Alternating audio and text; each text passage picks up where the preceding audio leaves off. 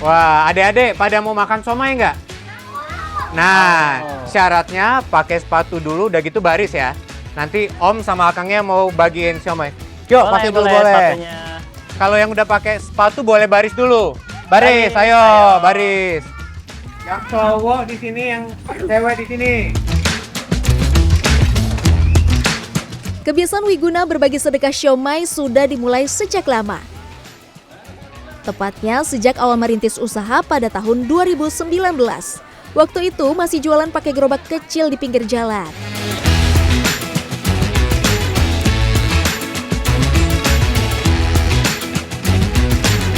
Iya, ini nggak pedas, aman, nggak pedas. Salimnya. Nggak boleh pulang. Oke. Nah, Adek, Kang Wiguna. silakan. Jadi Ya, sama-sama. bagi-bagi begini selain ke anak Salim. sekolah kayak gini kemana lagi, Kang?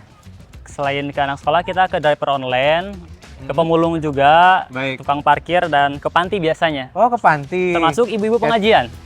Masya Allah. Pengajian. Dan ini udah berapa lama, Kang? Alhamdulillah dari awal 5 tahun berarti.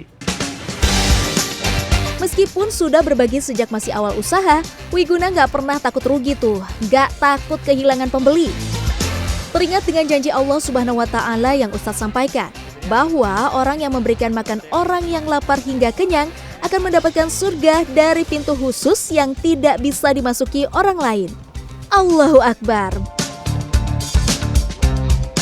Barang siapa yang memberikan makan kepada seseorang mukmin hingga membuatnya kenyang dari rasa lapar, maka Allah akan memasukkannya ke dalam salah satu pintu surga yang tidak dimasuki orang lain.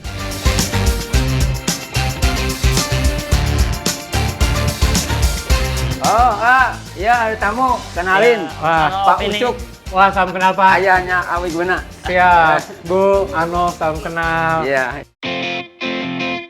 Pejuang langit dari ibu dan bapaknya, saya tahu nih seperti apa perjuangan hidupnya Wiguna. Kondisi ekonominya saat itu begitu sulit, selalu rugi sampai-sampai hampir putus asa. Namun kesenangannya berbagi mengubah hidupnya. Usahanya semakin maju dan terus berkembang. Kang Wiguna nih udah jualan, kan sukses banget, udah punya 5 outlet. Udah memberatkan saya ke sana pernah suci, alhamdulillah ya. Udah ngumrohin juga. Udah imrohin bapak sama ibu? Udah ya, alhamdulillah. Alhamdulillah. Alhamdulillah ya. Iya. Mau temenin Kang Wiguna kan katanya habisnya ada pengajian. Iya, Oke, iya. ya Pak. Ya. Makasih banyak Iya, iya. waktunya Bu. Iya, iya, iya. Sampai ketemu lagi, sehat selalu. Iya. Ya, amin. Amin. Ya Kang? Ya. Yuk, mari Mas. Pejuang langit, alhamdulillah 2 tahun lalu Wiguna sudah memberangkatkan umroh kedua orang tuanya. Nah, tahun ini insya Allah keuntungan warungnya akan digunakan untuk memberangkatkan mertuanya ke Tanah Suci. Masya Allah banget nih Kang Wiguna, tadi udah bagi-bagi. Kalau saya lihat-lihat nih, jualan somanya untung terus, berkah terus nih. Wah, gak gitu juga sih Mas. Saya awal tahun kemarin malah ketipu. Tipu gimana nih? Ketipu kerugiannya sampai puluhan juta Mas. Awalnya kaget, Hah? tapi saya ingat pesan Rasulullah bahwasanya perkara semua muslim itu baik.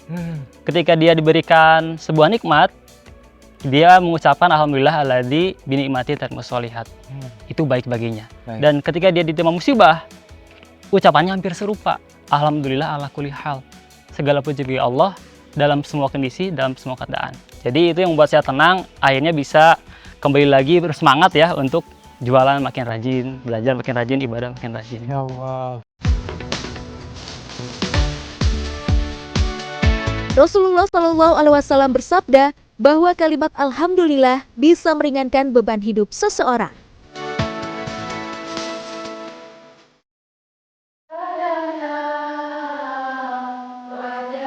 Nah, Mas Anov, ini adalah masjid yang paling bersejarah buat saya. Masya Allah. Kebetulan sekarang ada pengajian. Saya juga lagi ada undangan buat ngisi, jadi saya izin mau ganti baju dulu ya. Oke, boleh, boleh, boleh. Ini saya titipin dulu. Boleh, boleh. Kita taruh sini dulu ya. Siap. Assalamualaikum.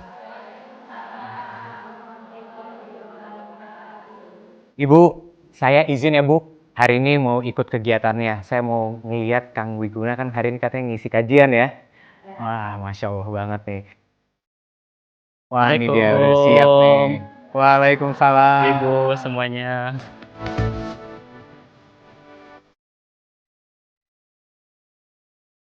Dan saya waktu itu yakin ke istri, kayaknya kita udah ditipu nih. Kita ucapkan alhamdulillah ala kulli hal, pasti Allah menjanjikan sesuatu yang lebih baik. Pejuang langit, siapa sangka dulunya Wiguna adalah seorang marbot di masjid ini. Sekarang, Masya Allah, jadi sosok yang makin taat agama dan disegani oleh warga.